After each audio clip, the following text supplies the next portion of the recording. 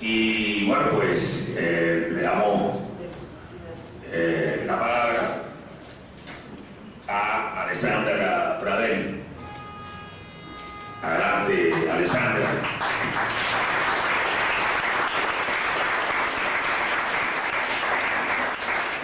Bueno, muchas gracias por venir. Buenas noches a todos. La Cooperativa Editorial Viandante agradece mucho a Héctor, a Víctor y a Ángel por habernos prestado el espacio, por confiar en nosotros y por abrirnos esta plática, y todavía más por aceptar presentar el libro. Nuestra intervención no va tanto con la lectura de La Tempestad, más bien quisiéramos poner sobre la mesa un tema que consideramos que no es ajeno a lo que trata el libro, que es el quehacer editorial, y que consideramos necesario volver a discutir y a plantear. A primera vista, pareciera que lo que a continuación enunciaremos no está relacionado con el tema de esta mesa. ¿Qué relación podría tener el quehacer editorial con el problema de América Latina y la colonialidad? En un pasaje de La Tempestad, Calván dice que si logran robarle los libros a Próspero, entonces será un bruto como él y ya no tendrá mando en ningún espíritu. Si profundizamos en uno de los análisis que desde América Latina se ha hecho de la obra, descubriremos que Próspero representa el poder colonial que desde la conquista de América ha sometido a este territorio nuestro de Calibanes. No seremos nosotros quienes ahondemos en esta cuestión. Para eso nos acompañan hoy pensadores más preparados. Pero de lo que sí queremos hablar es de una de las herramientas fundamentales del imperialismo cultural, los libros. En estos tiempos es común escuchar comentarios acerca de los costos exorbitantes de los libros, de la dificultad de encontrar ciertas obras clásicas y contemporáneas de filosofía, poesía, historia y política, de los índices de lectura tan bajos que hay en el país, o de la banalización de los contenidos de los materiales impresos. Tal vez habrá quienes acepten que este fenómeno responde a la crisis económica de nuestro país. Si fue necesario privatizar la producción petrolera en aras de una supuesta estabilidad económica, ¿qué destino podría tener el quehacer editorial? También habrá quienes piensen que responde a la supuesta condición cuasi ontológica de los mexicanos como gente floja y sin ánimo de cultivar su pensamiento. Sin embargo, si examinamos con detenimiento esta situación, podremos saber que nuestro oficio como editores tampoco corresponde a lo que nos dicen de la realidad. En las últimas 3 décadas del siglo pasado, la producción editorial, principalmente en Estados Unidos, comenzó a transformarse en concordancia con la lógica que imperaba en otras áreas productivas. La era de los monopolios se expandía y profundizaba. Los gigantes de la industria de la electrónica y el entretenimiento vieron como una buena oportunidad de negocio adquirir las empresas de medios de comunicación, periódicos, revistas y editoriales principalmente, porque la radio y la televisión ya estaban en sus manos. De esta manera podían obtener ganancias más altas al diversificar su producción. Ya no solo fabricarían los soportes físicos, sino la información misma, a la par de que determinaban el tipo de contenido al que se le daba difusión, cuestión de suma importancia dado el momento histórico. Estados Unidos necesitaba echar mano de todo su aparato ideológico para dar batalla en la Guerra Fría, batalla que garantizaría un orden mundial conveniente a los dueños de dichos monopolios. Como era de esperarse, esta situación vino a trastocar los criterios de edición y publicación. La ética editorial, antes regida principalmente por una valoración de los aspectos intelectuales y culturales de la obra y su fuerte relación con la vida social de una nación, ahora estaba sometida a las leyes del mercado. Cada título debía ser rentable por sí mismo. Para los editores esto fue algo casi inaudito, ya que la mayoría sabía que una editorial que se enorgulleciera de su calidad literaria existía debido a que el 90% de su catálogo era subvencionado por un 10% de publicaciones con ventas elevadas, por lo que la única manera de garantizar las tasas de ganancias impuestas fue depurando los catálogos editoriales para dejar solo aquellas obras que tuvieran garantizadas superventas con tirajes grandísimos. Así, todas las obras de filosofía, historia, poesía y política fueron relegadas a otros tiempos en que la edición se regía por valores que estaban más cercanos a las necesidades del momento. Con lo anterior, tampoco queremos decir que en estos tiempos la edición descrita fuera la mejor que podía existir. Como sabemos, las clases que detentan el poder siempre han pugnado por someter la producción intelectual y material de la sociedad. Sin embargo, el espectro en el que se movía la publicación de libros era, por decirlo de alguna manera, menos limitado. Sería tardado detenernos en las múltiples consecuencias que este proceso tuvo en el oficio editorial, que van desde la consolidación y expansión de la cultura de masas y el imperialismo cultural, hasta la transformación de la naturaleza misma de los libros, pasando por la monopolización de los canales de distribución. Sin embargo, lo que sí podemos resaltar es que este mismo proceso es el que las editoriales hispanoamericanas han pasado durante los últimos años.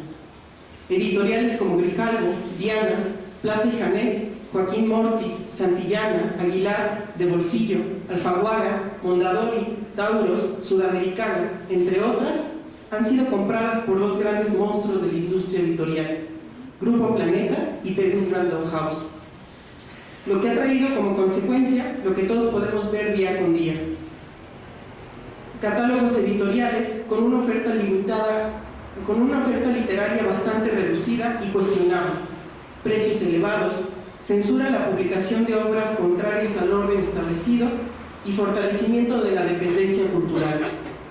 Solo para darnos una idea del alcance de las políticas monopolistas en la industria editorial, Penguin Random House pertenece a uno de los grupos empresariales de medios de comunicación más grande del mundo, el grupo Bertelsmann, el cual tan solo en el 2016 cerró con ganancias por 1.140 millones de euros. Aunado a este panorama, con la implementación del neoliberalismo en nuestro país, el Estado poco a poco fue dejando de apoyar el quehacer editorial. El poco presupuesto con el que cuentan las instancias gubernamentales dedicadas al fomento a la lectura se ve comprometido con un número mínimo de publicaciones que les permiten salir airosos de los cuestionamientos sobre el apoyo a las expresiones culturales escritas, o con una lista de pequeñas editoriales con las que cotidianamente coeditan. Sin embargo, el grueso de estas se vieron confrontadas con dos posibilidades: o vendían su catálogo a los monstruos de la industria editorial, claro, siempre y cuando su contenido fuera afín a las políticas editoriales, o desaparecían. Ante esto, comenzó a surgir una respuesta que parecía venir a dar un respiro al oficio: el nacimiento de las editoriales independientes. En principio, una editorial se asume como independiente por la capacidad que tiene de competir en el mercado, es decir, que su independencia radica principalmente en el terreno económico. Gradualmente, esta salida al problema fue ganando terreno hasta convertirse hoy en día en la alternativa más aceptable. Sin embargo, conforme ha pasado el tiempo, el quehacer de dichas editoriales puede ser bastante cuestionable. En primer lugar, la independencia económica que reafirman y exaltan la mayoría de estas editoriales pudo ser en un primer momento una respuesta adecuada que les permitió seguir publicando y difundiendo la producción literaria del país. Sin embargo, dicho postulado se ha vuelto el eje rector de su desenvolvimiento y el valor más importante a conservar. Cuestión que en estos momentos, en los que el Estado poco a poco va desentendiéndose de sus responsabilidades y dejando a la iniciativa privada la tarea de cubrir los derechos humanos más fundamentales, como la educación, la vivienda, la salud y la cultura, resulta a todas luces una posición profundamente ingenua, conservadora e irreflexiva. Sobre todo porque la experiencia nos muestra que en este modelo económico solo quienes pueden pagar acceden a los derechos humanos, lo que en el ámbito editorial se traduce en quienes tienen para pagar pueden leer. Visto bajo esta perspectiva, las editoriales independientes no actúan de una manera muy distinta de los intereses de los grandes monopolios editoriales. Mientras que estos satisfacen la demanda de materiales impresos que reproducen la cultura de masas y los valores del imperialismo, aquellas satisfacen al público exquisito y elitista que desdeña los contenidos desechables y rápidamente digeribles y que se limitan a alimentar su ego intelectual, mientras engordan sus conocimientos, pero languidece su altura moral y política. En consecuencia, la supuesta independencia que tanto se alaba se revela como una dependencia ideológica al servicio del orden político y económico establecido. En segundo lugar, muchas de estas editoriales se enorgullecen de que en su catálogo figuran los principales personajes de la producción literaria. Sin embargo, esta tesis puede ser puesta en duda también. Si bien es cierto que las editoriales independientes hacen tirajes muy cortos por la dificultad de distribuirlas en las grandes librerías, las cuales pertenecen a los mismos monopolios de los medios de comunicación, también es cierto que esta política editorial responde a la idea misma que tienen del libro y su papel social. Por un lado, hay algunas que se especializan en edición de libros objeto, y su producción exige tirajes cortos, ya que tienen páginas serigrafiadas, portadas hechas a mano, etc., lo que inevitablemente eleva los costos de producción y, en consecuencia, el precio final, convirtiéndolos en un objeto de lujo que pocos de los aquí presentes podrían comprar sin pensarlo dos veces, y ni qué decir de la mayoría que sobrevive con el raquítico salario mínimo de 80 pesos. Incluso aquellas que tienen tirajes más amplios terminan ofreciendo los libros a precios que resultan muy elevados para el ingreso promedio de una familia, en respuesta al empeño por resultar empresas rentables y competir en el mercado.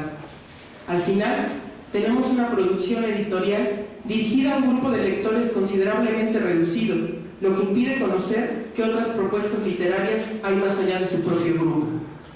Por otro lado, las decisiones editoriales suelen estar fundamentadas en un grupo de intelectuales y artistas que, cual ciudad letrada, producen y autoconsumen sus propias publicaciones, y a los cuales es difícil seguirles el paso, dado que las razones y propuestas de su quehacer solo ellos mismos las entienden, al no tener casi ningún diálogo con el resto de la gente. En consecuencia, decir que la producción editorial independiente representa la vanguardia de las propuestas literarias contemporáneas queda un tanto tambaleante, cuando quienes alimentan y forman dichas propuestas son un grupo reducido de intelectuales y artistas que, bajo ninguna circunstancia, representan, concentran o suplen las capacidades artísticas y literarias de un pueblo en su conjunto. Dicho lo anterior, la pregunta inicial sobre la relación entre el quehacer editorial y el problema de América Latina y la colonialidad parece tener cabida. Como queda descubierto, el oficio editorial es una plataforma y herramienta de poder ideológico, la cual ha sido prósperamente usada por las clases dominantes. Sin embargo, así como algunos esfuerzos editoriales han quedado sujetos a la lógica mercantil del capital, también ha habido otros que han hecho justo honor del oficio, dentro de los cuales pretendemos insertarnos nosotros.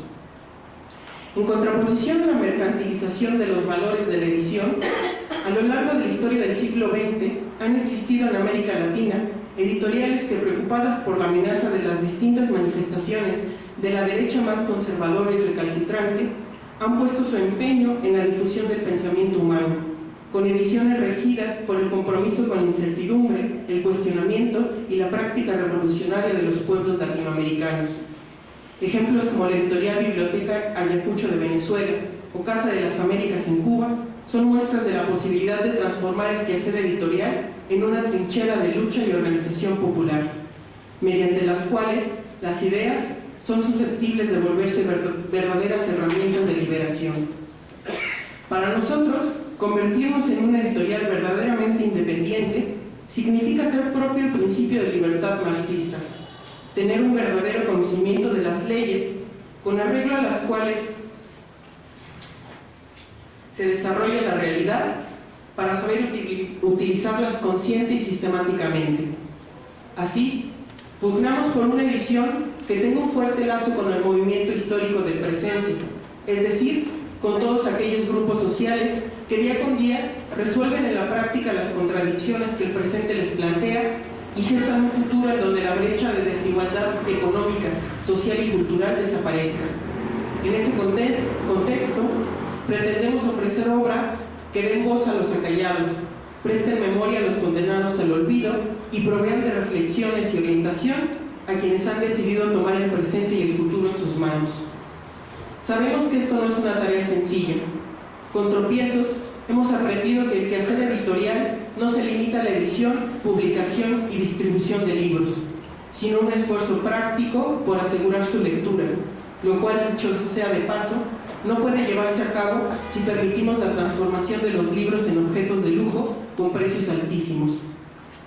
Hemos aprendido que alrededor del acto de la lectura hay muchas otras circunstancias que lo condicionan: salarios dignos que permitan comprar libros, jornadas de trabajo que den suficiente tiempo libre de recreación, oferta cultural en constante diálogo con el pueblo, sus intereses y sus necesidades, educación pública y de calidad para la amplia mayoría, en fin. Hemos aprendido que el editor, si pretende tener real libertad para publicar las mayores expresiones del genio humano, debe con su práctica contribuir a transformar las condiciones económicas y políticas que pretenden eliminar el derecho de los pueblos a la autodeterminación cultural. Debe luchar encarecidamente contra la supeditación de todos los valores humanos al valor del mercado. Debe abandonar su papel de Ariel y asumir sus tareas como Calimán. Muchas gracias.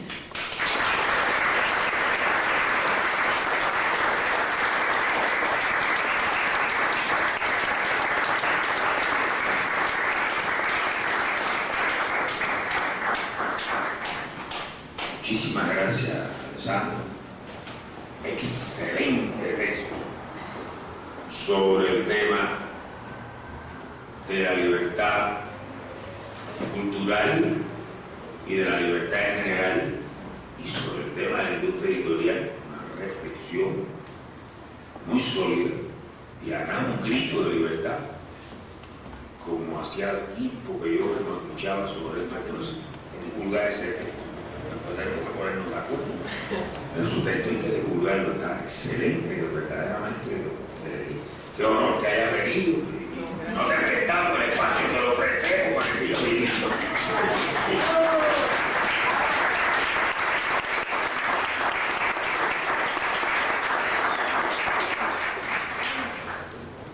Y muy cargado. Tiene la palabra nuestro querido amigo Héctor Llano.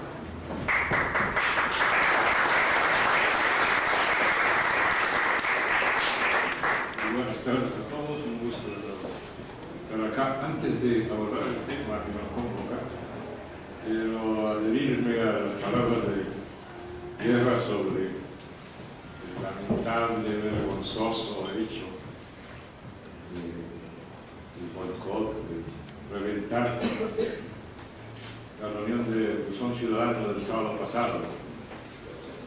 Lo hago porque creo que es un hecho verdaderamente lamentable y peligroso. Si esto se reprodujera, en poco tiempo tendríamos a grupos organizados decidiendo qué podemos discutir y qué no podemos discutir. En segundo lugar, allí se mostró, digamos, de una manera sintética, como una síntesis, un destilado de lo que es la actitud de la derecha en América Latina y particularmente en Venezuela, ¿no? Esta simple combinación de irracionalidad, de dogmatismo y de insolencia que los caracteriza, ¿no? Y esto lo vinieron a destilar los serpientes verdaderamente el sábado pasado, debido a una confusión de la que me acabo de enterar. Se suponían que nuestro Walter Martínez, nuestro querido Walter Martínez, era el Walter Martínez de la televisión venezolana que transmite magníficos programas de noticias. De todas maneras, aunque erraron el tiro, se equivocaron de persona, desde el punto de vista de ellos hicieron bien, porque Walter Martínez, nuestro Walter Martínez, es igual de filoso que nuestro Walter.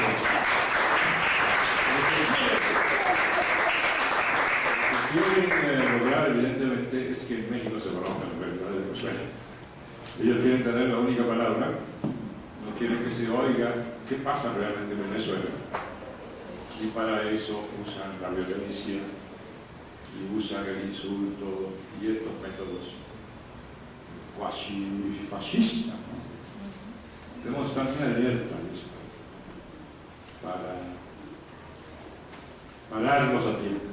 Esto es el huevo de la serpiente de que hablaba la verba, incubándose. México tiene que ser un país de libertades donde podamos discutir todos los temas, incluyendo a Chester.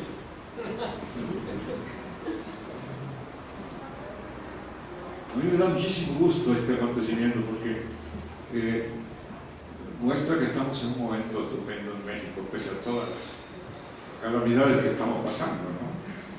Que tengamos una publicación de este tipo y que además se encuentre espacio para su presentación. Eso me da mucha alegría, porque yo creo que se trata de un libro no lujoso, como aquí ya se hizo la crítica, pero digamos delicioso. Es una publicación muy hermosa, con gran sentido, y es por eso que podemos hacer una sesión y hablando de Shakespeare, de La Tempestad, podemos hablar de América Latina. Es una historia muy interesante. Y quizás primero unas palabras sobre Shakespeare. Que Shakespeare es uno de los escritores universales más importantes, uno de los poquitos más importantes de todos los tiempos, ¿no? Cuando se hizo una consulta sobre los grandes escritores del milenio pasado, a fin del milenio, es decir, 1999 o a principios del año 2000, los dos escritores que quedaron en primer lugar como considerados por los consultados a escala universal como los dos grandes pensadores, Carlos Marx en primer lugar, Shakespeare en segundo lugar. Y estos dos personajes están íntimamente vinculados, pese a que parece que están separados no solo por el tipo de campo en que desarrollaron su creatividad, sino además ideológicamente, etc. Pero en la gran literatura, y el propio Marx fue un experto en escudriñar este tema, según su visión estética, lo que hacía grande a los grandes y a los universales es que incluso podían ponerse por encima de algo que para el propio Marx era importantísimo, que es la visión de clase de los procesos. Y podían, por eso decía que era un escritor extraordinario Balzac, porque Balzac, siendo un burgués y escribiendo permanentemente sobre la vida de la burguesía, fue capaz de articular literariamente, es decir, con un alto nivel estético, tuvo la capacidad de hacer una crítica de esa clase a la que él mismo pertenecía. Es decir, la capacidad creadora verdadera es de tal naturaleza que no solo se pone por encima de los tiempos, por eso se convierten en universales, es decir, que asombran a los hombres de distintas épocas y culturas, sino que incluso en su propio momento son capaces de sobreponerse a su propia condición social y política y crear la riqueza que contienen sus obras. Balzac era uno de ellos, lo dijo con mucha insistencia Marx. El otro era Shakespeare. El vínculo de Marx con Shakespeare es extraordinario.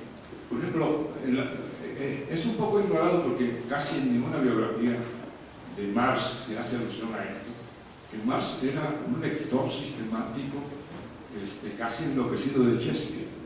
Y eso lo transmitió a la familia, de tal manera que su esposa, que por supuesto venía de la aristocracia,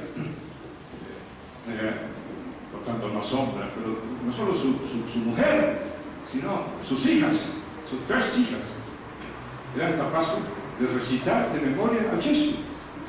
No solo pasajes, sino obras enteras. Y esto está registrado por los visitantes a la familia Shakespeare, en las condiciones en que vivían. Ya al final de su vida mejoraron un poco las cosas, después de haber publicado El Capital, que le trajo suerte.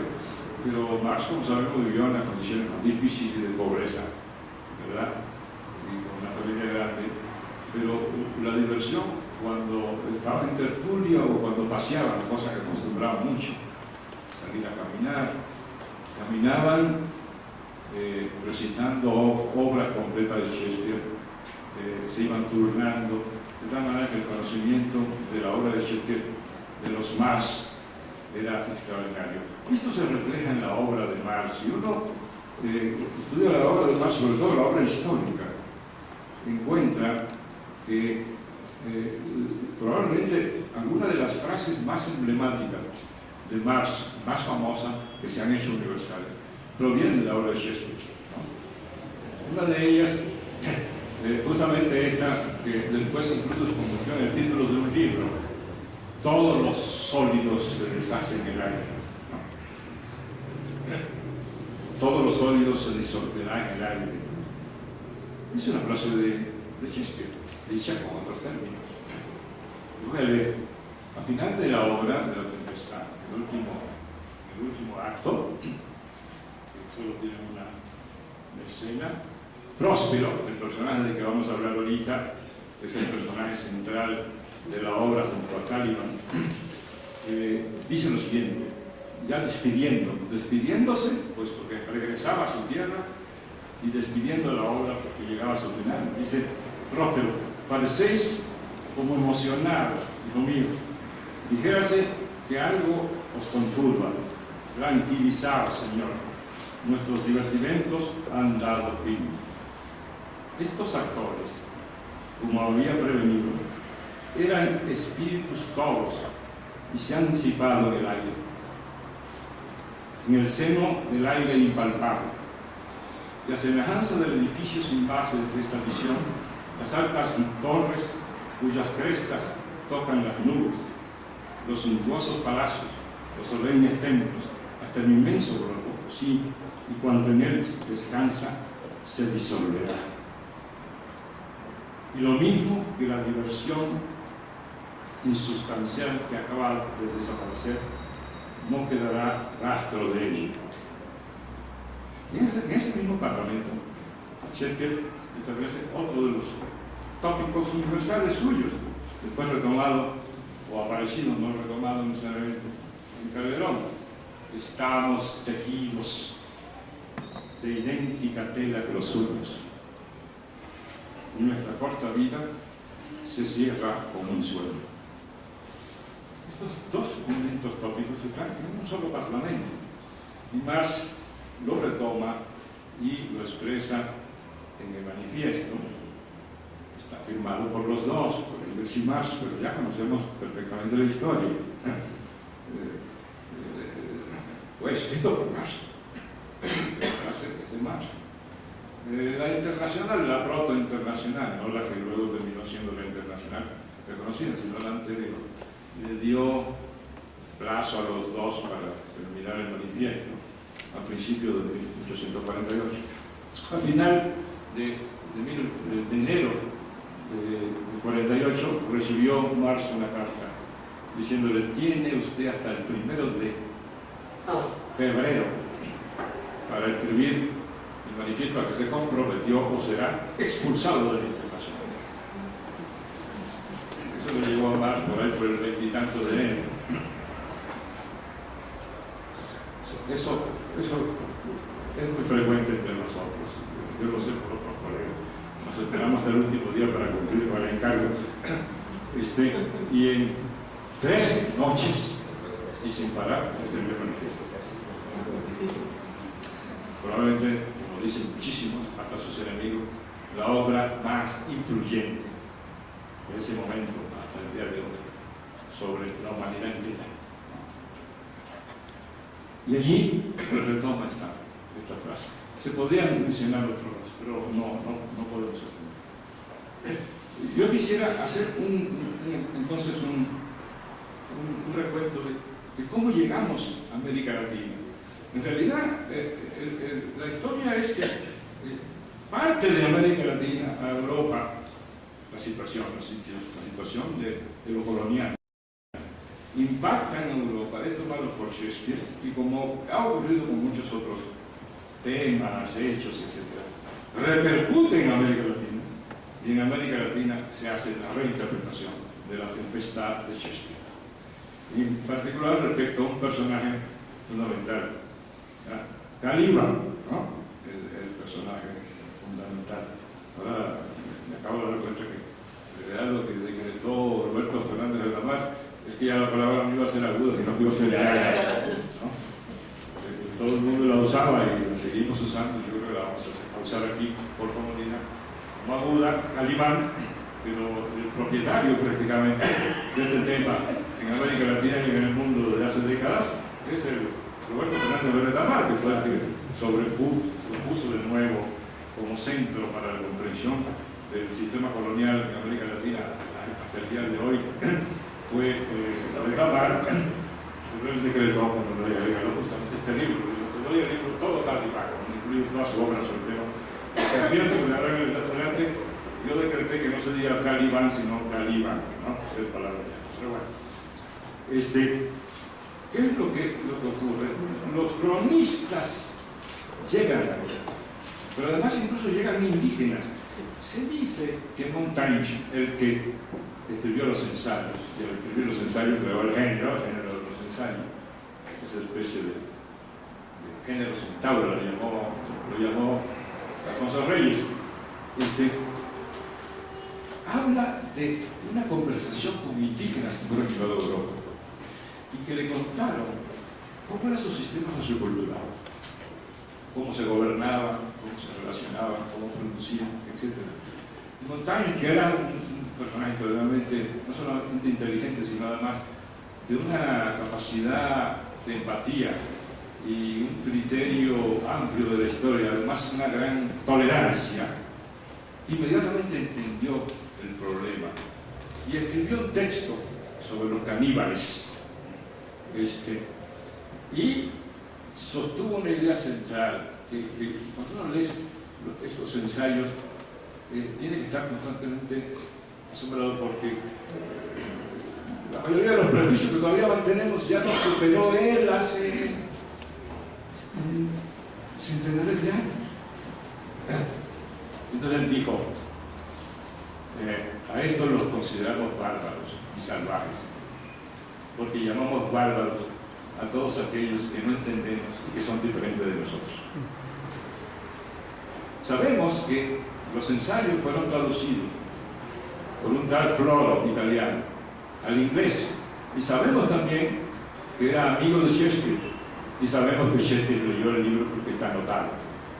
Por tanto, allí fue donde tuvo el primer contacto Shakespeare con los caníbales, que no eran más que los caribes de América, de la zona central de América, de la hoy región del Caribe, porque allí se origina con este grupo arahuaco de las islas de las Antillas, del Circuncaribe, porque incluye también las partes de la costa de Venezuela y de México, Colombia, etc., que era el grupo, quizás no más feroz, pero el grupo que más resistió a la conquista. Se asoció entonces lo caribe con lo caníbal y pasa como caníbal a Europa, asociando a este grupo arahuaco llamado Caribe de las Antillas, de todas las Antillas mayores, de mi isla patria, por cierto, de la antigua Vizqueya, luego Haití, luego Santo Domingo, ahora República Dominicana, que lucharon contra la invasión norteamericana. Los norteamericanos entonces, es decir, los españoles, y el resultado fue la exterminación total de la población indígena de las Antillas, como ya sabemos. Y esta expresión de Caribe, caníbal llegó a transformarse en un anagrama de Shakespeare, que lo transforma en Calibán, o en Calíban, que se acerca más a Aníbal y a Caribe. Entonces, lo que tenemos aquí es la presentación de un drama, una obra de teatro de Shakespeare, donde aparecen los personajes, digamos, colonizadores, el propio Próspero, mirando a su hija, Gonzalo, como su propio nombre sentía que evidentemente se trata de América, ¿verdad? Y Caliban como el representante genérico de los indios que luchan contra la colonización y cuyo nombre epónimo es tomado del grupo que resistió con más fuerza y que incluso puso contra la pared en varios momentos a los españoles en su aventura conquistadora. Ahí le paro y paso a América Latina para no alargarme. ¿Qué ocurre en América Latina? En América Latina empieza a utilizarse la obra La Tempestad. Es una obra de la que no puedo hablar mucho, porque yo supongo que el compañero puede abundar más en la trama, etc. Pero en síntesis es la llegada de unos aliens a una isla que está ocupada por un habitante, hijo de una bruja, de una maga, y que es sometido por estos invasores. El invasor, el jefe de los invasores, por decir así, Próspero, somete al Calibán y usa como instrumento de su dominación a un personaje, Ariel, que es como un personaje del aire, al que había sometido la madre de Calibán y que supuestamente Próspero libera, y que le sirve a Próspero, el dominador, para enseñorearse en la isla y dominar la isla, sus recursos y esclavizar a Calibán, ¿no? En síntesis, ¿no? La tentación de utilizar la obra de Shakespeare y los personajes, las situaciones, para enfocar los procesos de América Latina, por decirlo así, estaba allí nada más esperando que alguien lo hiciera. Lo hizo primero en Francia un escritor famoso, mi tema, por lo acabo de olvidar, para una alegoría donde los calibanes son el pueblo que se rebela contra la opresión.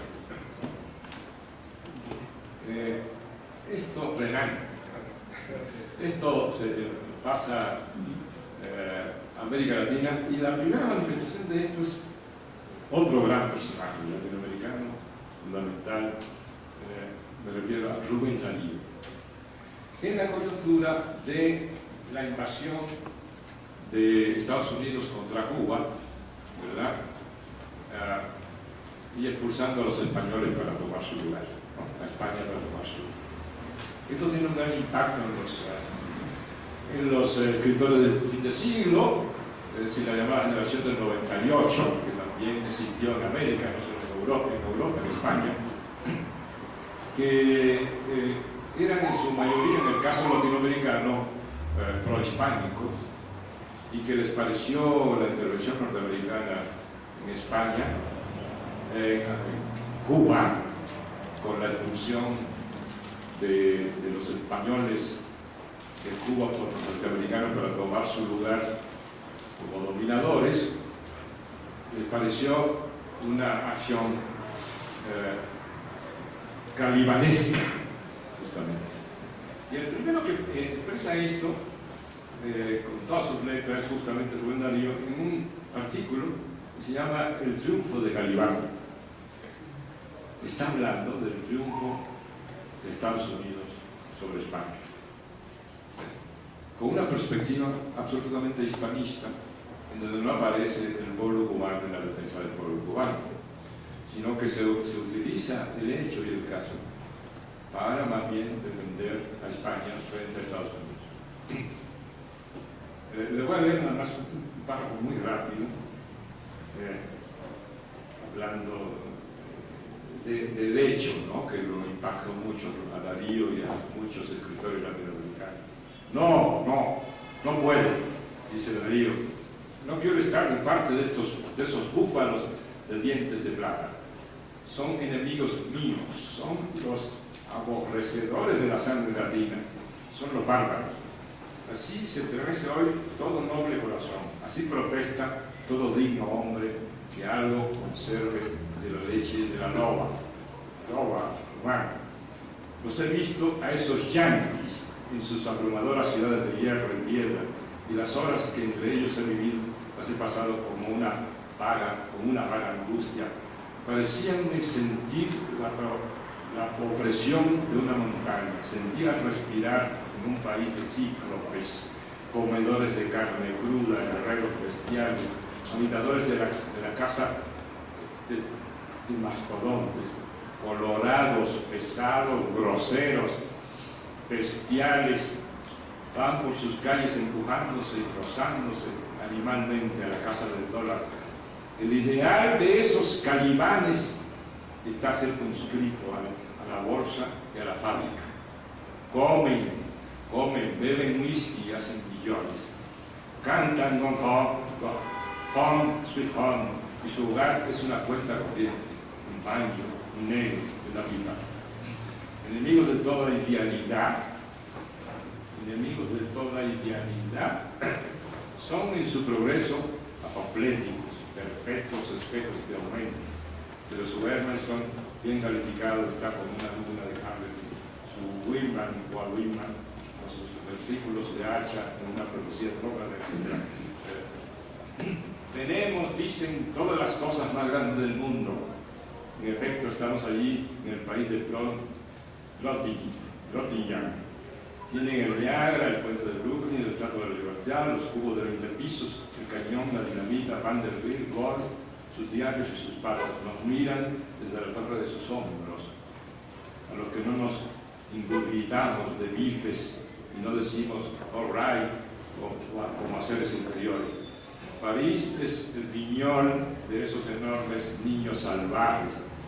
Allá van a divertirse y a dejar los cheques, pues entre ellos la alegría misma es dura y la hembra, aunque bellísima, de goma plástica. Me salto unos poquitos, y aquí viene una frase importante. No puedo estar de parte de ellos, no puedo estar por el triunfo de Calimán.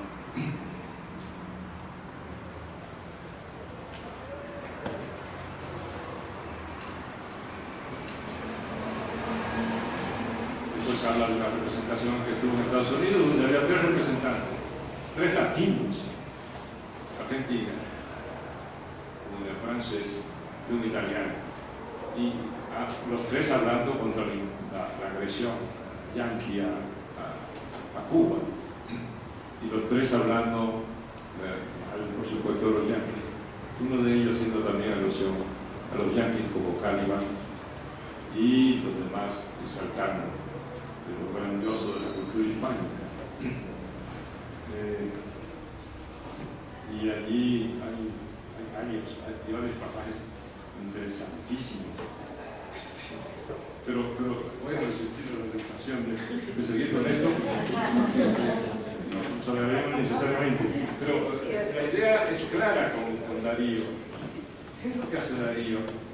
Darío usa, en efecto, un primer paso importante, la tempestad de Shakespeare, para analizar, para evaluar un acontecimiento importante de la historia latinoamericana, ¿no? Segundo, lo hace desde la hispanidad.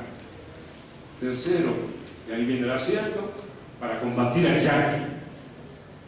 Y cuarto, para combatir al yanqui lo compara con Calibán.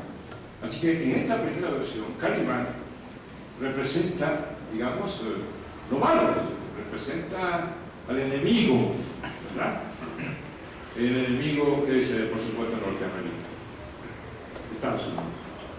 lo que va en la línea de Martí, que también hizo, por supuesto, avances fundamentales en esta materia. Ahora bien,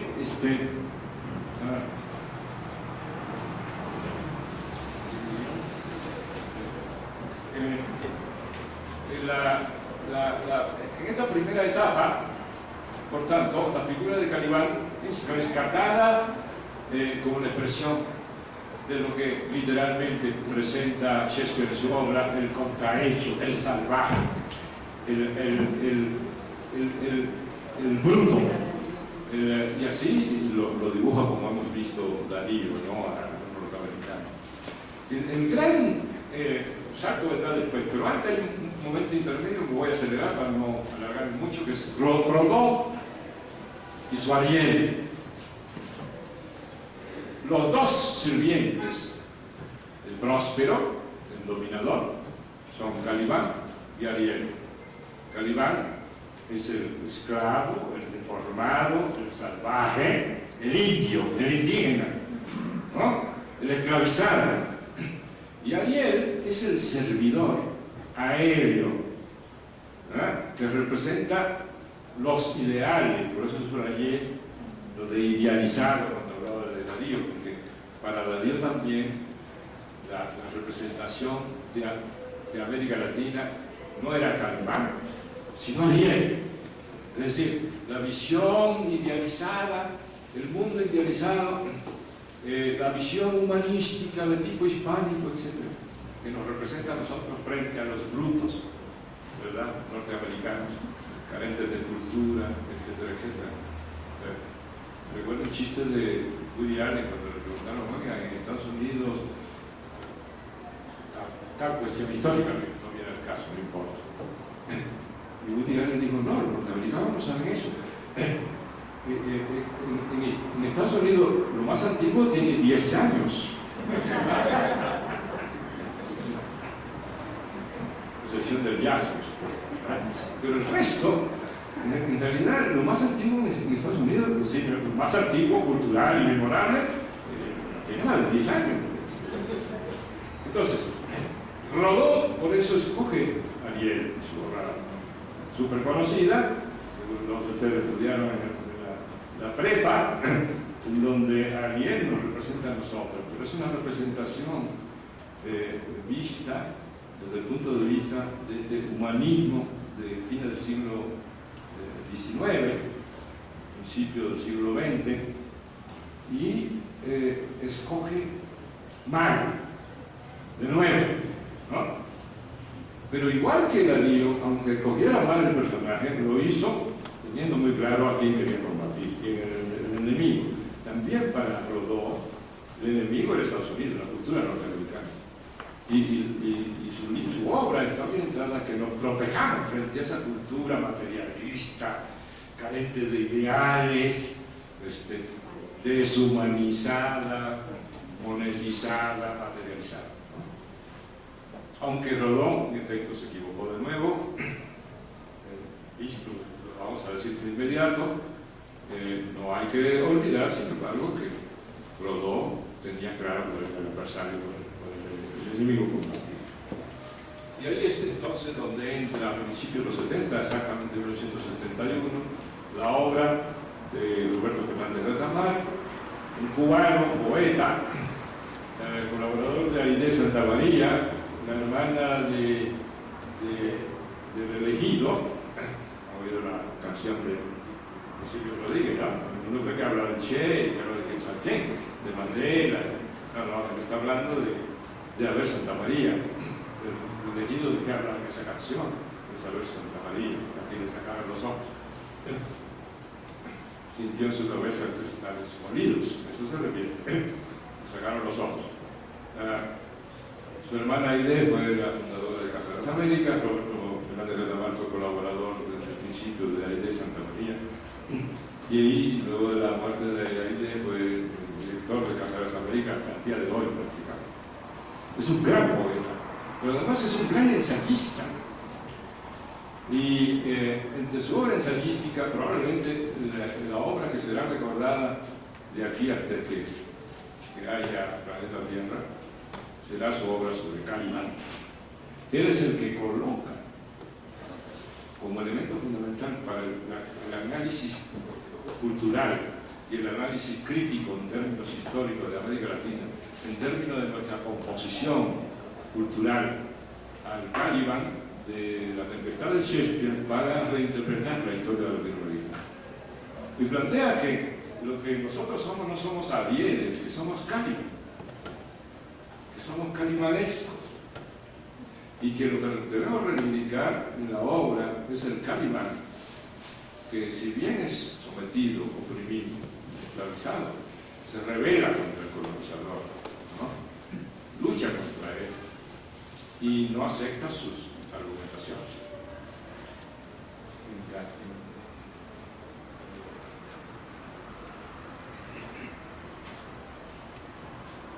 Dice Caliban, disculpe que no use la obra que estamos presentando, pero para ir más fácil usar mis subrayados. Dice Caliban, habla Caliban, en La Tempestad de Shakespeare. Hablándole a Próspero, el dominador, tengo derecho a comer mi comida. Esta isla me pertenece por Shigolax, su madre, la bruja, mi madre, y tú la has robado. Cuando viniste por primera vez me halagaste, me corrompiste, me dabas agua con rayas en ella, me enseñaste el nombre de la gran luz y el de la pequeña. El nombre de la gran luz, por supuesto, se refiere a la religión. Para nuestro caso en América Latina, me cristianizaste. Me enseñaste el nombre de la gran luz y el de la pequeña que ilumina el día y la noche, y entonces te amé. Flamando, ¿no? El colonizador que llega a amar al colonizador y que tiene que superar esa etapa. Y entonces te amé y te hice conocer las propiedades todas de la isla, los frescos manantiales, las cisternas salinas, los parajes desolados y los terrenos fértiles. Maldito sea por haber obrado así. Que todos los hechizos de Nicolás, sapos, escarabajos y murciélagos caigan sobre vos, porque yo soy el único súbdito que tenéis, que fui rey propio, y me habéis desterrado aquí, en esta roca desierta, mientras me despojasteis el resto de la isla. El conquistador responde lo siguiente: está describiendo el proceso colonizador latinoamericano, Shakespeare, en versos espléndidos que no podemos apreciar, por supuesto, en nuestra traducción, que es más bien prosa. Próspero dice: esclavo aborrecido, que nunca abrigarás un buen sentimiento, siendo inclinado a todo mal. Tengo compasión de ti. Me tomé la molestia de que supieses hablar. El regalo del lenguaje, del que hasta el día de hoy presumen los españoles respecto a América Latina. No, si venimos en castellano, lengua española, ustedes quienes sabían hablar, porque hablaban unos dialectos que no eran lenguajes. Todavía hay colonizadores que creen que las lenguas indígenas no son lenguas, que llaman dialectos. Antropolágicamente sabemos, son perfectas lenguas, porque siguen llamando dialectos. Por tanto, cuando los castellanizamos, bueno, no nos incluyamos en eso, cuando ellos castellanizan a los indígenas, creen que le están haciendo un gran favor, le dieron un don extraordinario. Me tomé la molestia de que supieses hablar. A cada instante te he enseñado una cosa u otra. Cuando tú, hecho un salvaje, ignorando tu propia significación, balbucías como un bruto. Doté tu pensamiento de la palabra que lo dieran a conocer. Pero aunque aprendieses la bajeza de tu origen, te impedía tratarte con las naturalezas puras, como Ariel. Ariel significa también encarna a los intelectuales del poder, ¿no? Esos servidores, más brutos que Calibán, pero que presumen de ser como el aire, ¿verdad? Que presumen de ser puros, ¿no?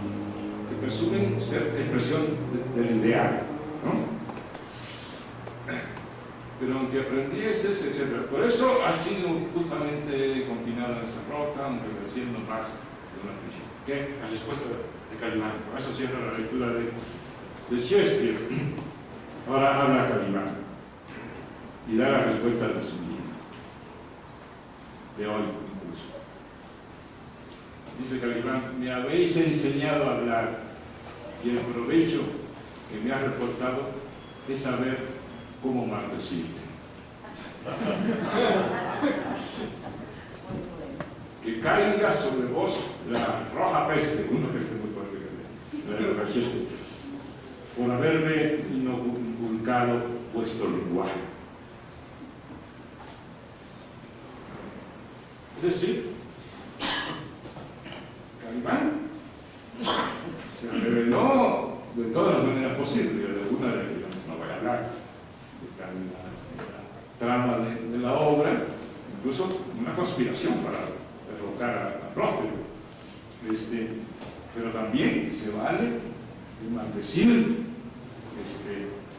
los procedimientos colonizadores, incluyendo el inculcar una visión del mundo, una cultura, una religión, un lenguaje para someter mejor al colonizador.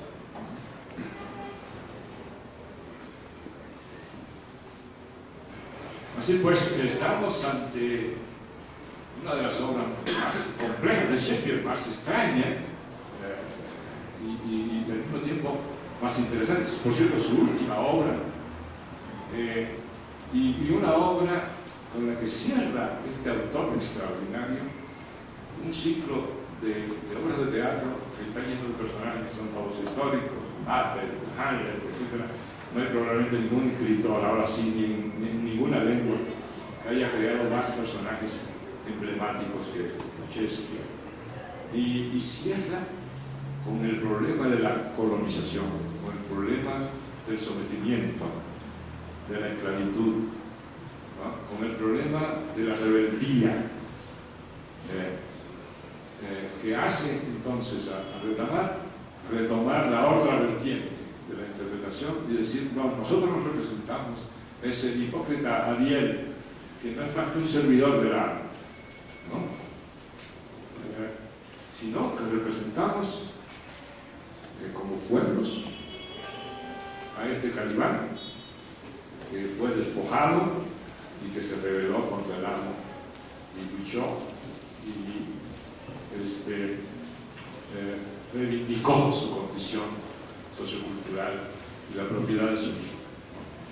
Esa es la grandeza de esta obra, y lo importante que es que ahora tengamos una versión nuestra, una versión sintética hecha por una autora extraordinaria que además nos proporciona imágenes maravillosas, ilustraciones de este libro. Muchas gracias.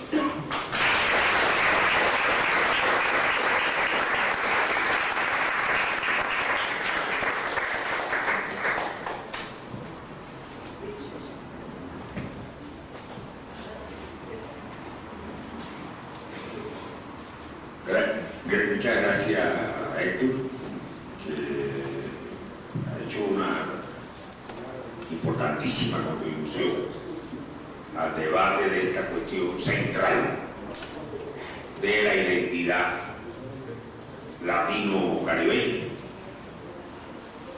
que es la ruptura definitiva con el eurocentrismo, la ruptura definitiva con todo pensamiento subordinado y la generación de un pensamiento propio latinoamericano que rompe también lógicamente con el positivismo. Eso no significa que este humanismo, al final del siglo XIX, como apuntaba Héctor, deje de haber tenido importancia. Por ejemplo, Ariel para mí fue un gran descubrimiento y me reafirmó en mi antiimperialismo. Claro, cuando conocí el antiimperialismo de Fidel, de Che y de Martí, me di cuenta que era mucho más radical, que era revolucionario. Porque, claro, Retamar pudo escribir esto porque hubo un Martí, porque hubo un Juan Bosch, y ahí me quedo, pero hay otros intelectuales caribeños y latinoamericanos que también contribuyeron a crear un precedente, un sedimento para que Retamar hiciera este gran hallazgo y nos identificara como Martí se identificó con el Salvador. Martí demolió el famoso ensayo de Sarmiento, España y civilización, donde pone como bárbaros a los indígenas y civilización, bueno, pues los que venían de los barcos. Ustedes saben que la oligarquía argentina asesinó millones de indios, la Pampa, hasta los gauchos, que no eran indios, porque eran mestizos. Y además decían gobernar, decía Sarmiento, es poblar. Pero que cuando él decía donar, decía comprar. Y por supuesto matar a los indios. Y Martí tomó posición abiertamente en contra de eso.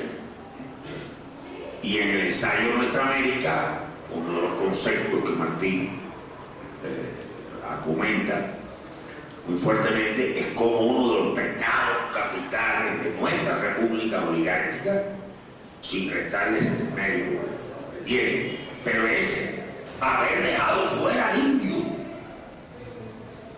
al negro, dice Martí, al mulato, y eso está en pecado, que además es un martillado esencial.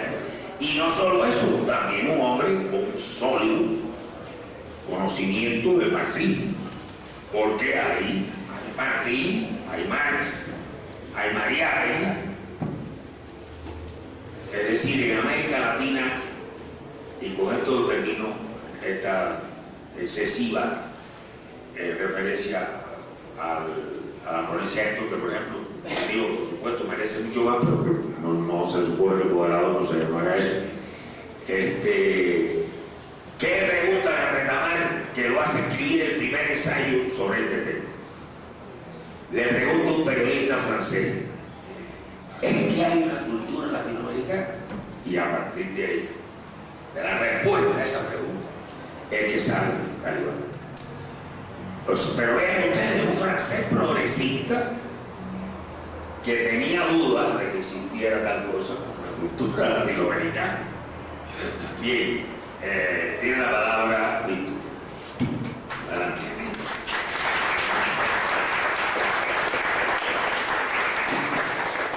Muchas gracias. ¿Escuchan? ¿Sí? Ok. Bueno, qué difícil es hablar después de la introducción del doctor Díaz Polanco. Que eso no tenemos duda. Exactamente. Y también de la extraordinaria exposición de la compañera Alessandra. Y bueno, ya ni qué decir de nuestro querido amigo Ángel Guerra. Sin embargo, pues bueno, aquí estamos muy contentos por tener la oportunidad de venir a comentar algunos puntos en torno a esta extraordinaria edición de los compañeros, que evidentemente viene acompañado de unos dibujos y sobre todo yo subrayaría de un maravilloso prólogo de uno de los intelectuales de nuestra América que mejor han entendido esta condición de colonización que envuelve a nuestros pueblos, que es, sin lugar a dudas, el doctor Atilio Borón. Rápidamente, pues un agradecimiento muy especial a mi ex maestro, posteriormente amigo y ahora colega Ángel Guerra. Ya también un agradecimiento especial a Alessandra.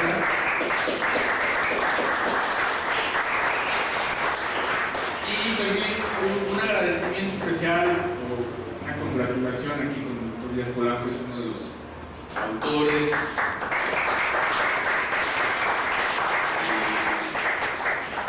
y académicos en los cuales de manera personal yo más aprecio y admiro, tanto como persona como obviamente por su quehacer intelectual.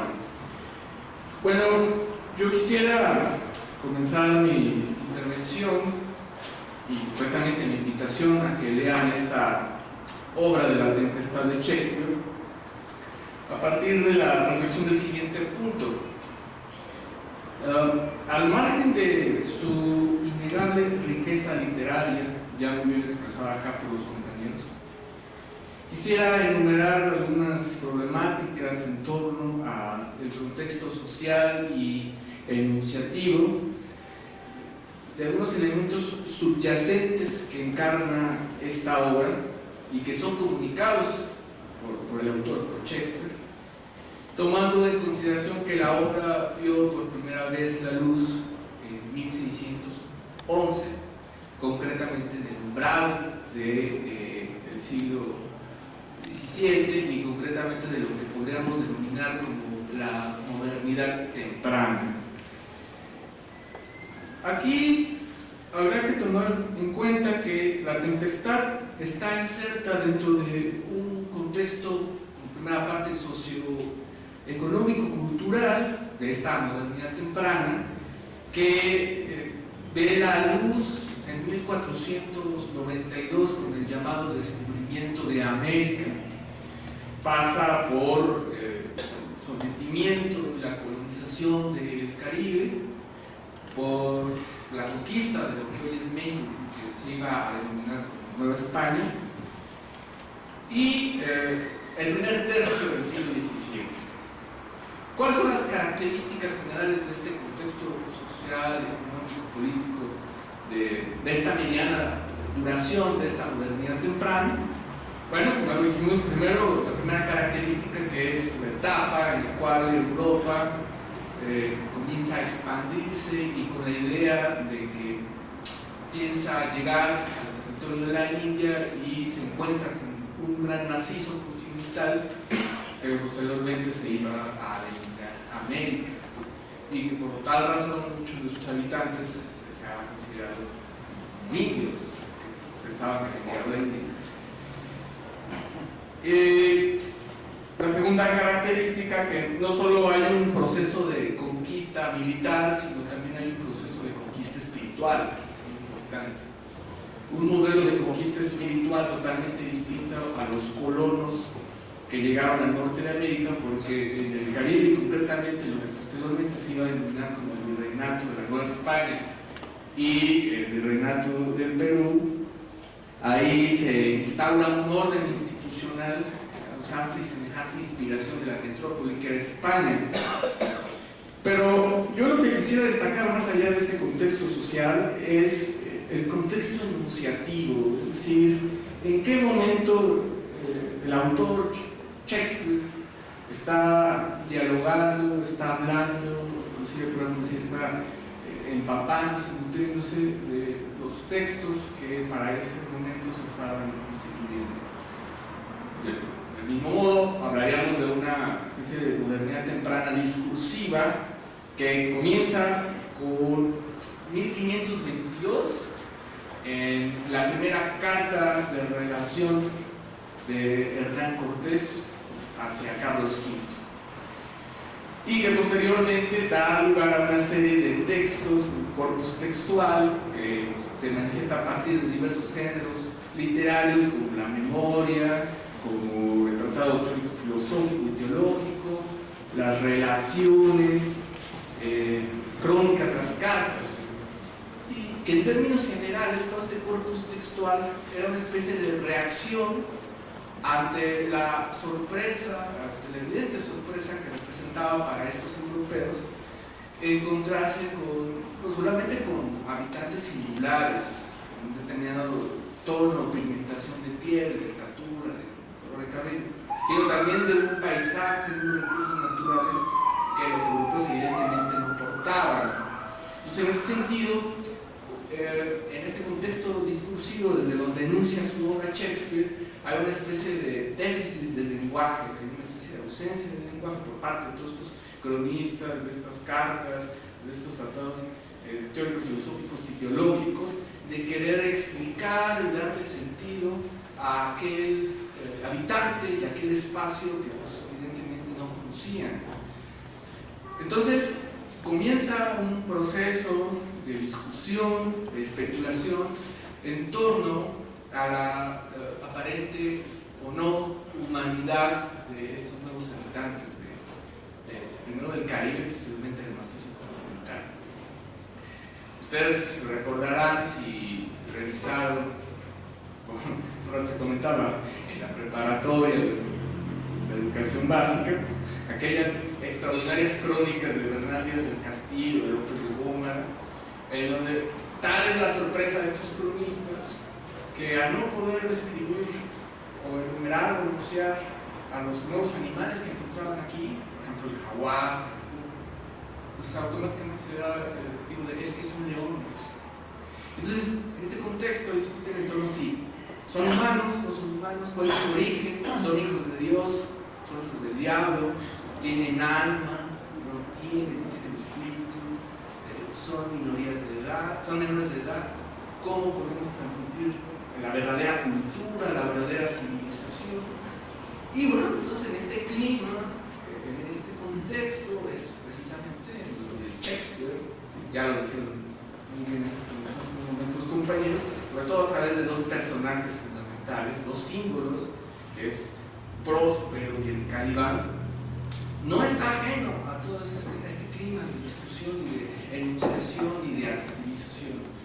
Y entonces, Shakespeare, al igual que los cronistas y los fatalistas que hasta ahora estamos haciendo mención, comienzan a inaugurar un proceso de algo fundamental que todavía no salimos de eso, que es la construcción de la llamada diferencia, es decir, la construcción del término nuevo para el siglo XVI e inicio del siglo XVII de la idea de la raza, de la idea de la bestialidad, de la idea de la monstruosidad. Ustedes revisan las características morfológicas y la manera en cómo actúa a lo largo de la obra Calibán, y evidentemente hay un correlato con todos estos discursos.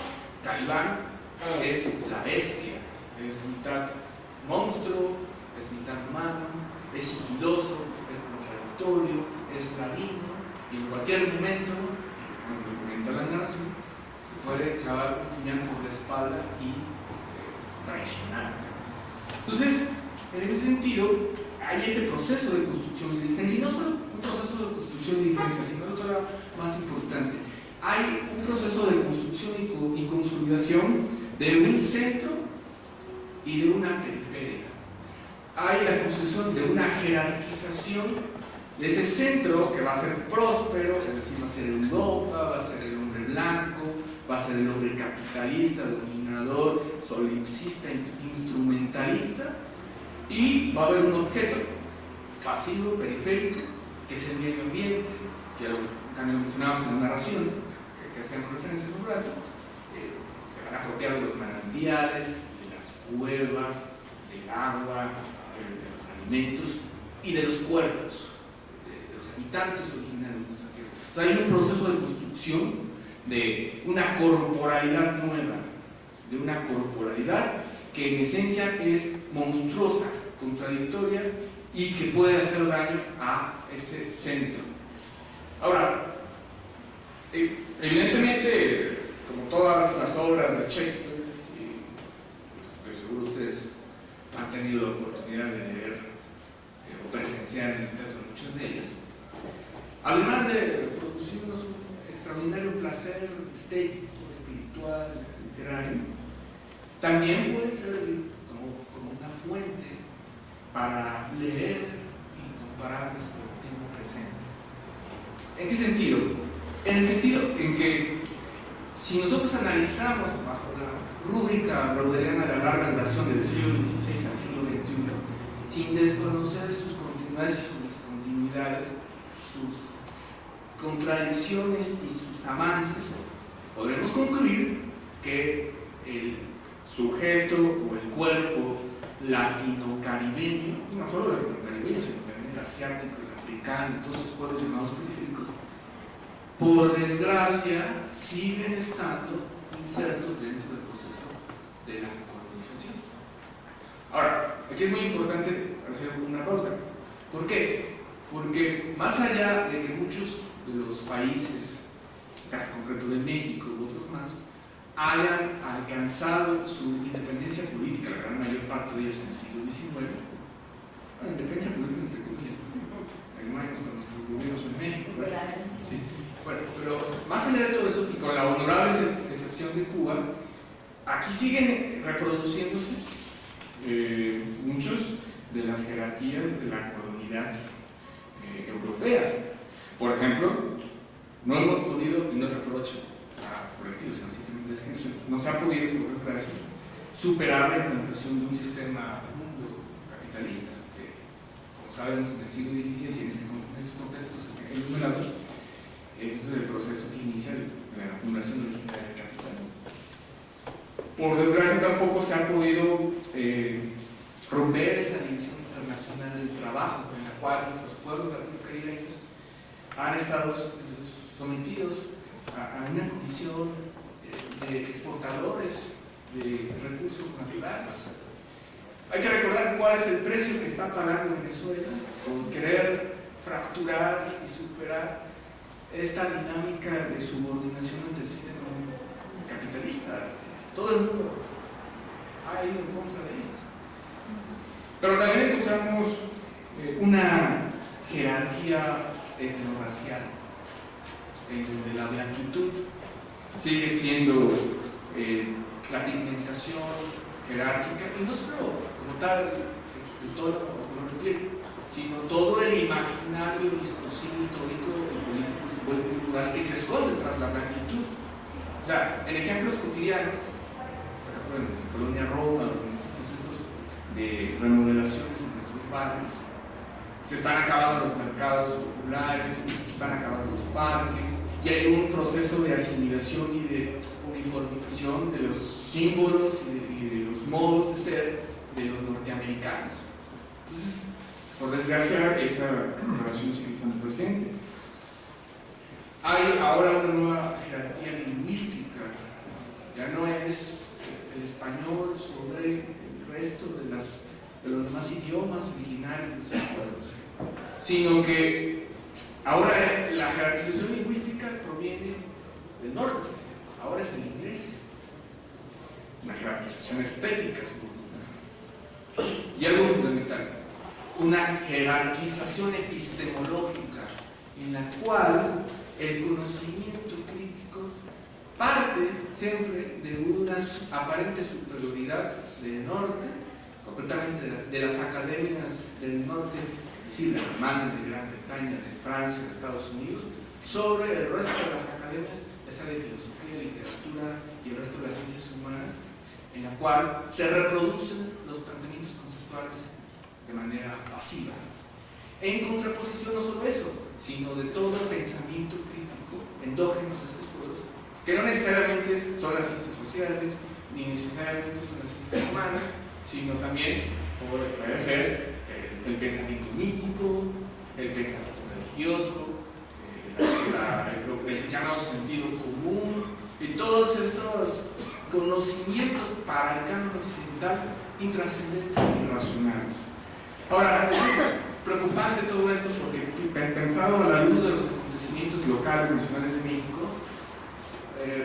sin caer en las burdas generalizaciones, pero durante gran parte del siglo XX y se diga del siglo XX, hubo momentos en que todas estas jerarquizaciones metropolitanas estuvieron, pues, no superadas, por lo menos ahí relativamente escondidas.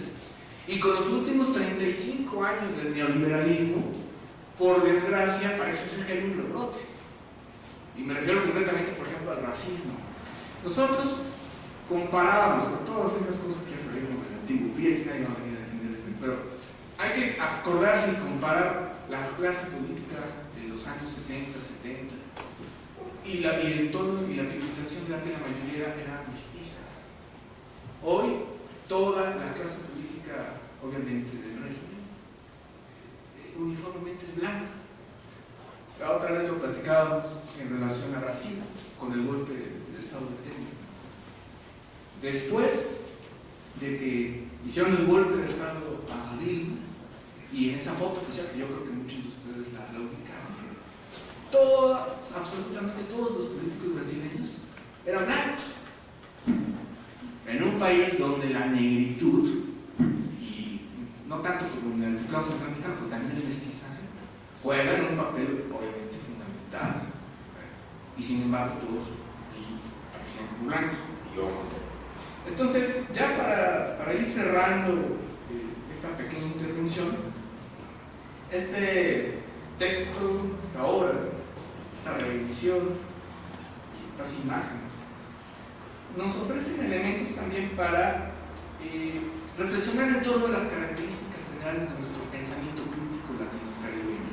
Pero vamos a enumerar todos los nombres de los intelectuales del Caribe y los intelectuales del fenómeno, no sé, aquí ya muy bien lo expresaron, sino en el sentido de para el futuro, ¿cómo nos asumimos? ¿Como prósperos o como talibanes? Es decir, por ahí los intelectuales del régimen, los de esas revistas que muchos de ustedes conocen, no vamos a nombrarlas aquí, y que salen en la tele, se ponen su corbata, y por su cara así como que la conocen mucho. Ellos evidentemente se abrazan dentro del próspero. Y muchos de nosotros podemos decir nos identificamos con el hombre salvaje, intransigente, feo, que es talibán. Sin embargo, yo aquí aportaría humildemente una breve reflexión. Mira, yo creo que el pensamiento crítico latino-caribeño y el pensamiento y la cultura en general latino-caribeña es una síntesis, no solo de estas dos tradiciones, sino es una síntesis ya de un mestizaje. ¿Qué hay mayor, voy a utilizar el término que manejan, no hay mayor diversidad étnica cultural en América Latina y el Caribe que México? Porque por una parte somos herencia de los pueblos, de los maravillosos pueblos originarios y de maravillosa sabiduría, pero al mismo tiempo también, innegablemente, de manera subordinada, somos herencia de esas academias de pensamiento francesa, alemana, norteamericana, en donde leemos a Marx, bueno, Marx ya no se lee, bueno, no se lee ahora Heidegger, no se lee ahora Foucault, no se leen ahora los postmodernos. Entonces, ¿cuál es la salida? Yo creo que la salida es la síntesis. Y bueno, yo les dije, esa es una aportación humildemente mía, pero no es una aportación mía. Eso ya lo había visto con su gran visión José Martí en el siglo XIX, cuando precisamente había esta disyuntiva ya desde ese momento. Entonces, yo terminaría precisamente señalando unos versos de Martí muy conocidos y que vienen ad hoc para leer La Tempestad, leer a Calibán, leer a todos y pensar la condición de nuestro pensamiento crítico latino-caribeño. Cuando decía Martí, insértese en nuestras repúblicas el mundo, pero el tronco ha de ser el de nuestras propias repúblicas. Bueno, creo que ya digo, muchas gracias.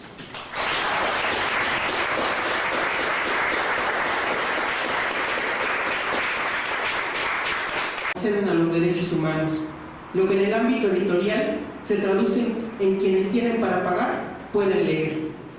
Visto bajo esta perspectiva, las editoriales independientes no actúan de una manera muy distinta de los intereses de los grandes monopolios editoriales.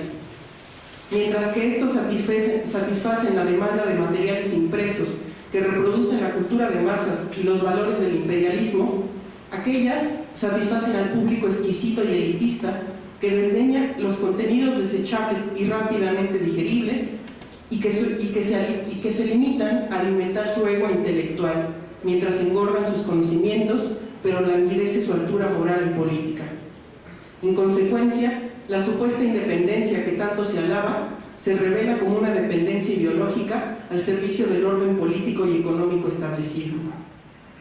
En segundo lugar, muchas de estas editoriales se enorgullecen de que en su catálogo figuran los principales personajes de la producción literaria. Sin embargo, esta tesis puede ser puesta en duda también.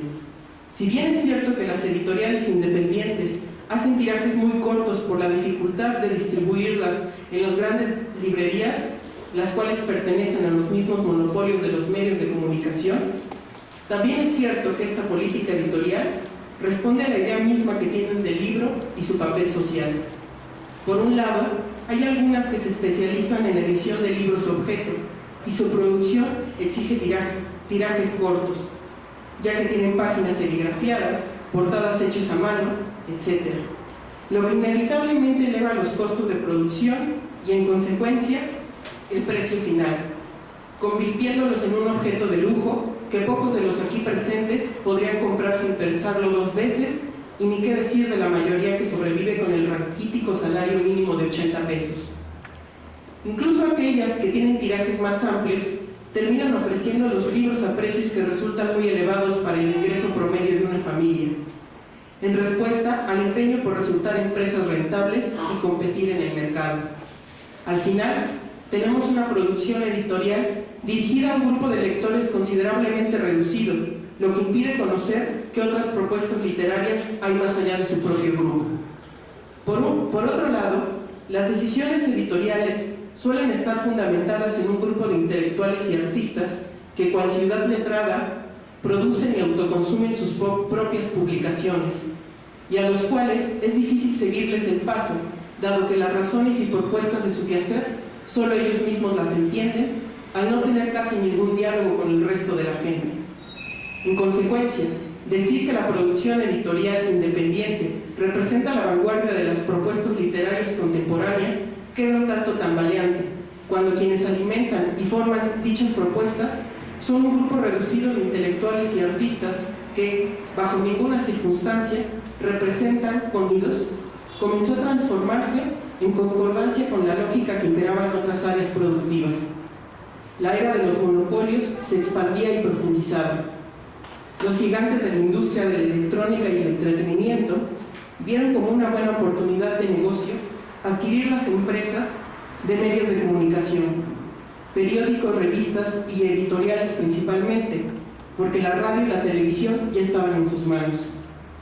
De esta manera podían obtener ganancias más altas al diversificar su producción. Ya no solo fabricarían los soportes físicos, sino la información misma, a la par de que determinaban el tipo de contenido al que se le daba difusión, cuestión de suma importancia dado el momento histórico. Estados Unidos necesitaba echar mano de todo su aparato ideológico para dar batalla en la Guerra Fría, batalla que garantizaría un orden mundial conveniente a los dueños de dichos monopolios. Como era de esperarse, esta situación vino a trastocar los criterios de edición y publicación. La ética editorial, antes regida principalmente por una valoración de los aspectos intelectuales y culturales de la obra y su fuerte relación con la vida social de una nación, ahora estaba sometida a las leyes del mercado. Cada título debía ser rentable por sí mismo. Para los editores esto fue algo casi inaudito, ya que la mayoría sabía que una editorial que se enorgulleciera de su calidad literaria existía debido a que el 90% de su catálogo era subvencionado por un 10% de publicaciones con ventas elevadas, por lo que la única manera de garantizar las tasas de ganancias impuestas fue depurando los catálogos editoriales para dejar solo aquellas obras que tuvieran garantizadas superventas con tirajes grandísimos. Así, todas las obras de filosofía, historia, poesía y política fueron relegadas a otros tiempos en que la edición se regía por valores que estaban más cercanos a las necesidades del momento. Con lo anterior, tampoco queremos decir que en estos tiempos la edición descrita fuera la mejor que podía existir. Como sabemos, las clases que detentan el poder siempre han pugnado por someter la producción intelectual y material de la sociedad. Sin embargo, el espectro en el que se movía la publicación de libros era, por decirlo de alguna manera, menos limitado. Sería tardado detenernos en las múltiples consecuencias que este proceso tuvo en el oficio editorial, que van desde la consolidación y expansión de la cultura de masas y el imperialismo cultural, hasta la transformación de la naturaleza misma de los libros, pasando por la monopolización de los canales de distribución. Sin embargo, lo que sí podemos resaltar es que este mismo proceso es el que las editoriales hispanoamericanas han pasado durante los últimos años. Editoriales como Grijalbo, Diana, Plaza y Janés, Joaquín Mortis, centran o suplen las capacidades artísticas y literarias de un pueblo en su conjunto. Dicho lo anterior, la pregunta inicial sobre la relación entre el quehacer editorial y el problema de América Latina y la colonialidad parece tener cabida. Como queda descubierto, el oficio editorial es una plataforma y herramienta de poder ideológico, la cual ha sido prósperamente usada por las clases dominantes. Sin embargo, así como algunos esfuerzos editoriales han quedado sujetos a la lógica mercantil del capital, también ha habido otros que han hecho justo honor del oficio, dentro de los cuales pretendemos insertarnos nosotros. En contraposición a la mercantilización de los valores de la edición, a lo largo de la historia del siglo XX han existido en América Latina editoriales que, preocupadas por la amenaza de las distintas manifestaciones de la derecha más conservadora y recalcitrante, han puesto su empeño en la difusión del pensamiento humano, con ediciones regidas por el compromiso con la incertidumbre, el cuestionamiento y la práctica revolucionaria de los pueblos latinoamericanos. Ejemplos como la editorial Biblioteca Ayacucho de Venezuela o Casa de las Américas en Cuba son muestras de la posibilidad de transformar el quehacer editorial en una trinchera de lucha y organización popular, mediante las cuales las ideas son susceptibles de volverse verdaderas herramientas de liberación. Para nosotros, convertirnos en una editorial verdaderamente independiente significa hacer propio el principio de libertad marxista, tener un verdadero conocimiento de las leyes con arreglo a las cuales se desarrolla la realidad para saber utilizarlas consciente y sistemáticamente. Así, pugnamos por una edición que tenga un fuerte lazo con el movimiento histórico del presente, es decir, con todos aquellos grupos sociales que día con día resuelven en la práctica las contradicciones que el presente les plantea y gestan un futuro en donde la brecha de desigualdad económica, social y cultural desaparezca. En ese contexto, pretendemos ofrecer obras que den voz a los acallados, presten memoria a los condenados al olvido y provean de reflexiones y orientación a quienes han decidido tomar el presente y el futuro en sus manos. Sabemos que esto no es una tarea sencilla.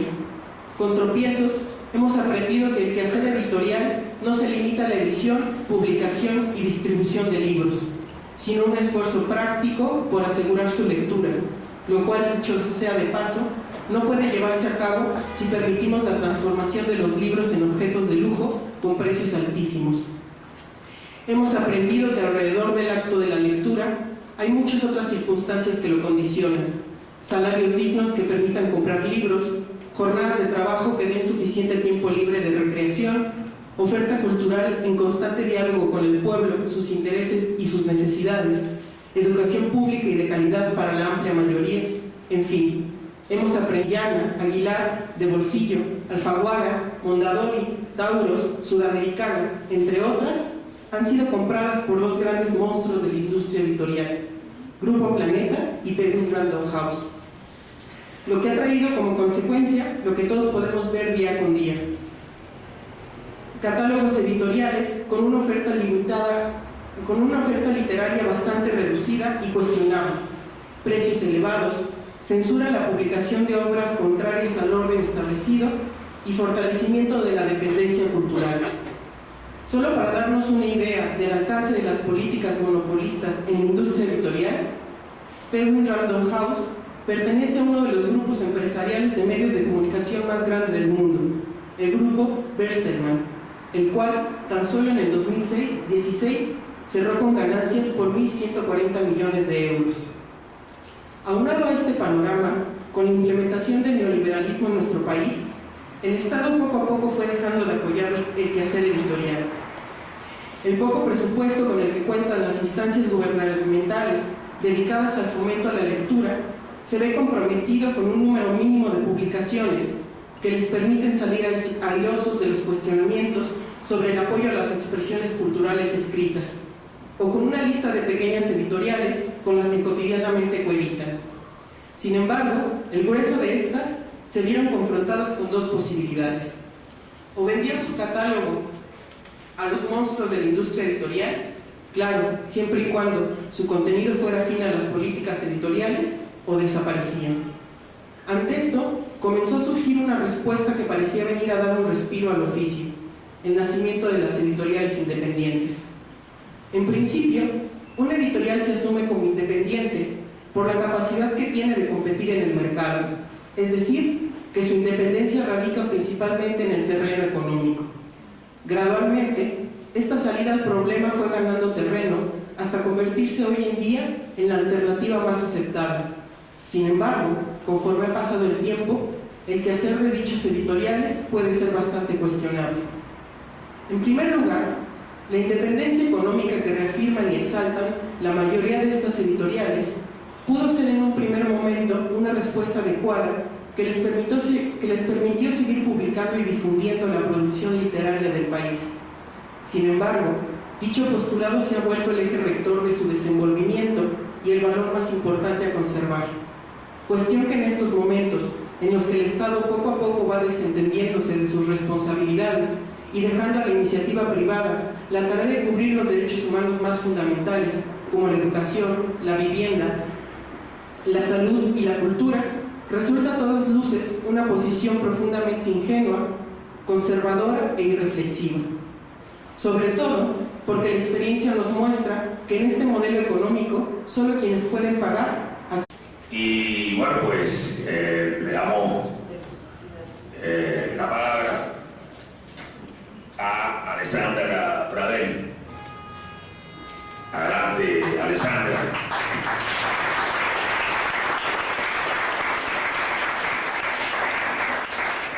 Bueno, muchas gracias por venir. Buenas noches a todos. La Cooperativa Editorial Viandante agradece mucho a Héctor, a Víctor y a Ángel por habernos prestado el espacio, por confiar en nosotros y por abrirnos esta plática, y todavía más por aceptar presentar el libro. Nuestra intervención no va tanto con la lectura de La Tempestad, más bien quisiéramos poner sobre la mesa un tema que consideramos que no es ajeno a lo que trata el libro, que es el quehacer editorial, y que consideramos necesario volver a discutir y a plantear. A primera vista, pareciera que lo que a continuación enunciaremos no está relacionado con el tema de esta mesa. ¿Qué relación podría tener el quehacer editorial con el problema de América Latina y la colonialidad? En un pasaje de La Tempestad, Calván dice que si logran robarle los libros a Próspero, entonces será un bruto como él y ya no tendrá mando en ningún espíritu. Si profundizamos en uno de los análisis que desde América Latina se ha hecho de la obra, descubriremos que Próspero representa el poder colonial que desde la conquista de América ha sometido a este territorio nuestro de Calibanes. No seremos nosotros quienes ahondemos en esta cuestión. Para eso nos acompañan hoy pensadores más preparados. Pero de lo que sí queremos hablar es de una de las herramientas fundamentales del imperialismo cultural: los libros. En estos tiempos es común escuchar comentarios acerca de los costos exorbitantes de los libros, de la dificultad de encontrar ciertas obras clásicas y contemporáneas de filosofía, poesía, historia y política, de los índices de lectura tan bajos que hay en el país, o de la banalización de los contenidos de los materiales impresos. Tal vez habrá quienes acepten que este fenómeno responde a la crisis económica de nuestro país. Si fue necesario privatizar la producción petrolera en aras de una supuesta estabilidad económica, ¿qué destino podría tener el quehacer editorial? También habrá quienes piensen que responde a la supuesta condición cuasi ontológica de los mexicanos como gente floja y sin ánimo de cultivar su pensamiento. Sin embargo, si examinamos con detenimiento esta situación, podremos saber que nuestro oficio como editores tampoco corresponde a lo que nos dicen de la realidad. En las últimas 3 décadas del siglo pasado, la producción editorial, principalmente en Estados Unidos,